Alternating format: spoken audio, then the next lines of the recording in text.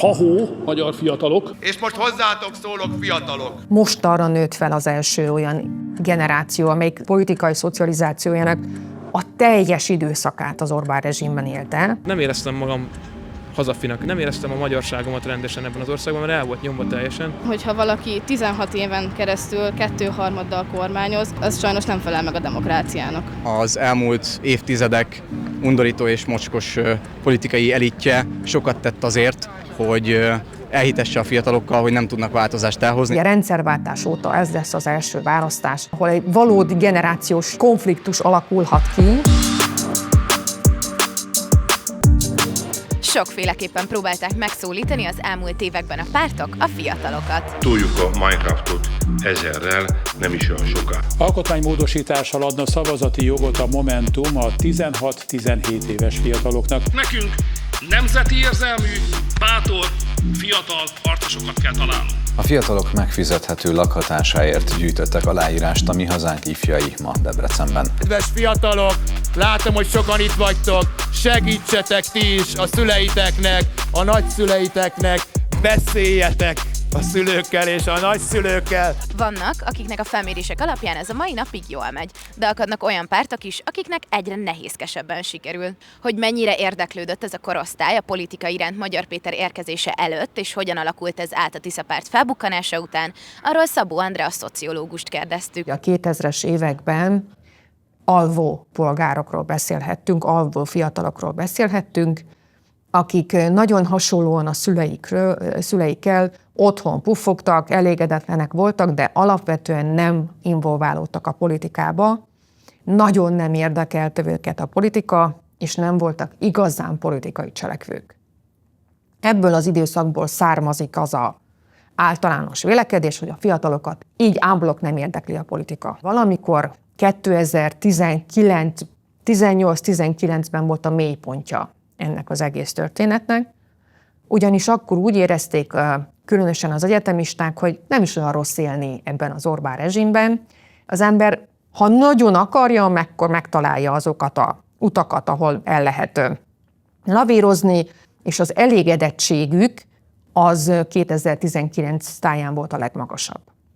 A 2024-es kutatásunk azt mutatta, hogy ez drasztikusan változott meg, és 2019-hez képest a 2010-es évekre vonatkozó elégedetlenség jellemezte őket. Ez az elégedetlenség elkezdett halmozódni, és azt érezték, hogy valami nem stimmel a 2019-2020-as időszak után, és ami a nagy változást jelenti, hogy lett egy politikai erő, amelyik ezt az elégedetlenséget elkezdte becsatornázni, és világos célokat megadni a számukra, hogy hogyan tudják elérni, hogy a elégedetlenségből tényleges valamiféle politikai cselekvés legyen. Felkerestünk több politikailag aktív fiatalt is, akiket többek között a politikához fűződő viszonyukról és az első politikával kapcsolatos élményükről kérdeztünk. A legelső az volt, hogy nagymamámnál ülök, és akkor látom a tévében, hogy soros terv 10-szer egymás után.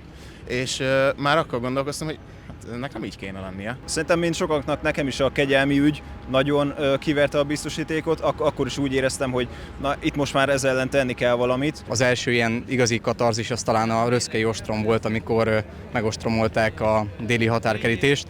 Akkor éreztem azt, hogy itt nem elég az, hogy gondolok valamit belül, hanem tevékenyen el kell kezdeni foglalkozni politikával. Május környékén kezdtem egyre jobban így utána olvasni a közéletnek, és ahogy így egyre több különböző médiumot kezdtem el olvasni, szembesültem azzal, hogy mi történik ebben az országban, és úgy éreztem, hogy nekem valamit tennem kell, hogy itt változás legyen. Magyarországon a politikai generációk azok nagyon ritkák.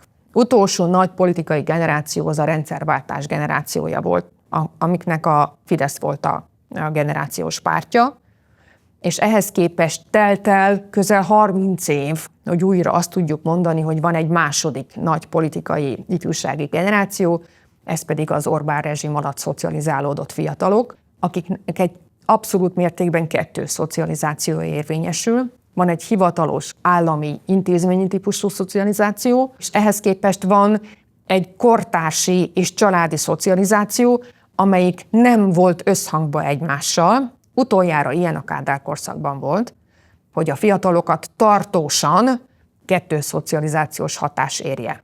Nem lehet egy társadalomban, egy generáció életében folyamatosan ilyen kettős szocializációs hatás, mert az állandóan ezt a feszültséget kelt, és ezt valamilyen módon le kell vezetni.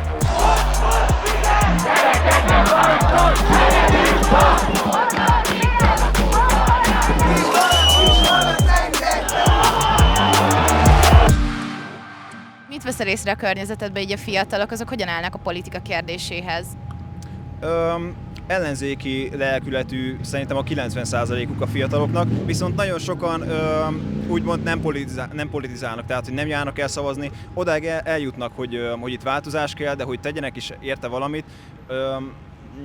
Amikor kijövünk itt terepre, akkor már mindig azt látom, hogy azért a legtöbb embert azt érdekli. Lehet nem tudnak hozzászólni, de azért tisztában vannak vele már nagyjából, hogy ez dönti el a jövőjüket. Rengeteg olyan emberrel találkozunk, aki felismerek, hogy oda jött márciusban a pulthoz, és mondta, hogy lehet, hogy ezt nem kéne. Most pedig már úgy jön ide, hogy áradjon a Tisza. Szerintem a fiatalokat érdekli a politika, de az elmúlt évtizedek undorító és mocskos politikai elitje sokat tett azért, hogy elhitesse a fiatalokkal, hogy nem tudnak változást elhozni, és nem tudnak valóban eredményeket elérni. Nem kell a fiataloknak olyan nagyon mást mondani, mint a társadalom többi részének, egyszerűen jobb jövőképet kell mutatni. Számukra nem az a fontos, hogy mi volt az elmúlt 10 évben, hanem hogy mi fog történni a következő 10 évben. És ezen a téren látom én jelenleg a Fidesz kommunikációjában a legfontosabb hiányosságot, ami a fiatalokat érinti, hogy nem világosan látom a jövőképnek a felrajzolását. Nagyon sokat beszélnek a biztonságról, nagyon sokat beszélnek a békéről, de az a jelenről, és részben a múltról szól. Kevesebb annak a felrajzolása, hogy 10 év múlva mi lesz, vagy 15 év múlva lesz, és ehhez milyen politikai úton fogunk eljutni. Mi volt az a Tiszában, ami rávett arra, hogy most ilyen aktivista szerepbe lépj? Én ebben látom a rendszerváltó erőt, tehát minden, a mérések, ugye a társadalmi reakciók alapján is én úgy látom, hogy ennek van most így a legtöbb esélye. Nem éreztem magam hazafinak, nem éreztem a magyarságomat rendesen ebben az országban, mert el volt nyomva teljesen, és nekem ez a párt ez visszaadta a magyar színeket, a magyar zászlókat, megmutatta azt, hogy én ide tartozom, és itt szeretnék maradni, előhozta belőlem ezeket a mély elnyomott dolgokat, és emiatt kitartok a végsőkig. Miért a Mi Hazánkat választottad? Toroczkai László személye volt az, aki engem elsőként megfogott. Toroczkai Lászlónak az elmúlt 25-30 éves életútja az egy olyan egyenes életút, amit én nagyon hitelesnek tartok. Ő, amit 25 éve mondott, ugyanazt képviseli most is. Tehát az ő személye, és nyilván a Mi Hazánknak a programja, a világkép az, ami engem ide vonzott. Ugye az ellenzéki pártokhoz képest a nagyon nagy különbség szerintem, hogy a Tisza az nem azt mondta, hogy gyere és szavazz ránk, mi majd megcsináljuk, hanem a Tisza jött, és megadta a lehetőséget arra, hogy mi formáljuk úgy a jövőnket, ahogy mi akarjuk, ugye ezekkel a szigetekkel. Tehát ez amúgy egy nagyon egyszerű dolog, és szerintem ez is bizonyítja, hogy amúgy a fiataloknak, ha megadják a teret arra, a lehetőséget, hogy formálják a saját közösségüket, akkor ők megszervezik maguknak. Nem kell milliárdokat beleölni, csak egy teret kell adni. Természetesen nem csak a Tisza és a Mi Hazánk fiatal támogatói aktívak a kampányidőszakban. A Fidesz ifjúsági szervezete, a Fidelitas nemrég saját országjárást hirdetett. Ezekről a témákról szívesen megkérdeztük volna őket is, azonban erre nem voltak nyitottak. Most arra nőtt fel az első olyan generáció, amelyik szocializációjának, politikai szocializációjának a teljes időszakát az Orbán rezsimben élte. Tehát számukra már nincsen más, mint az Orbán rezsim, és ez egy természetes folyamat. Tehát itt most nem egy különleges állapotról van szó, hanem egyszerűen arról, hogy miután nem ismernek mást, egészen nyilvánvalóan velük szemben fogalmazzák meg magukat. Mint ahogy a Orbánék a 80-as évek legvégén a Kádár rezsimmel szemben fogalmazták meg magukat. Itt most egy olyan fiatal nemzedékről beszélünk, akinek természetes módon, egyszerűen azért, mert csak ezt ismernik, az Orbán rezsimmel szemben van valamiféle álláspontja. Nagyon elszomorít egyrészt, hogy amióta tudok szavazni, azóta csak mindig a Fidesz nyer, és sokszor nagyon bíztam abban, hogy lehet változás, de sajnos ez sosem jött össze, sőt mindig 2/3 lett a vége. A mostani generáció az ebben nőtt fel.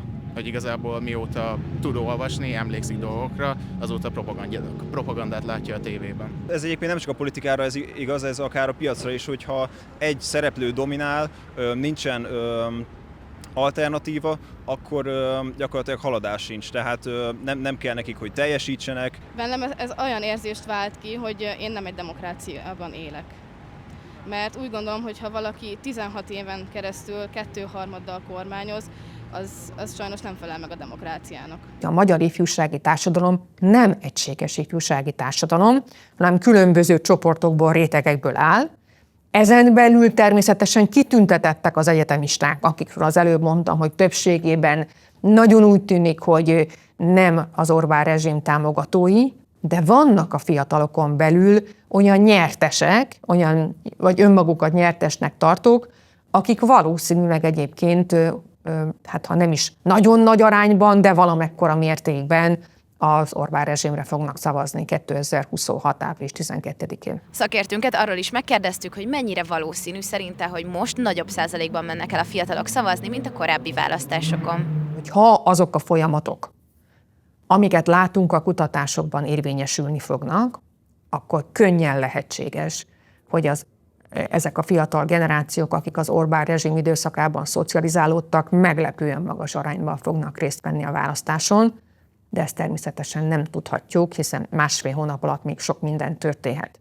Az a helyzet, hogy a rendszerváltás óta ez lesz az első választás, amely generációs alapú választás lesz, ahol egy valódi generációs konfliktus alakulhat ki, ugyanis világosan látszik a közvéleménykutatási adatokból, de a mi ifjúság kutatásainkból is, hogy a fiatalok választása és az idősebbek, mondjuk a 60 év, 70 év felettiek választása merőben áll, teljesen ellentétes, mintha teljesen más világban élnénk, és ez nem tud más lenni, mint valamiféle generációs ellentét ezen a bizonyos választáson.